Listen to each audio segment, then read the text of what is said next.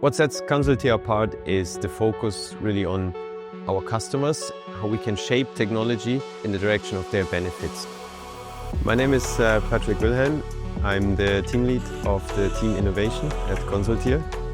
We as a team work on identifying new technologies, disruptive technologies in the market that we try to implement on unmanned vehicles. Because in the drones and the drone as a whole system, the reliability and the safety is increasing every year.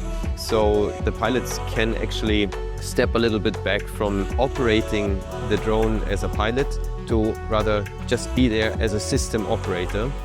Typical applications in the drone industry are, for example, predictive maintenance tasks that we do on critical infrastructure. The drones are just so much cheaper compared to having manned aircrafts. It's also less dangerous. And with drones, we have the way to do sustainable flights, and it really has a positive impact for the customer and the environment. In the defense sector, the main topics are surveillance, but we also work on concepts for civil applications. This could be, for example, dropping first aid kits in catastrophic zones or earthquake situations. The main tasks of the innovation team are big innovative projects, and we need to just identify what helps us on this path to a more certified and regulated drone operations, and how can we support the customer in the best way to make use of the data they gather with the drones.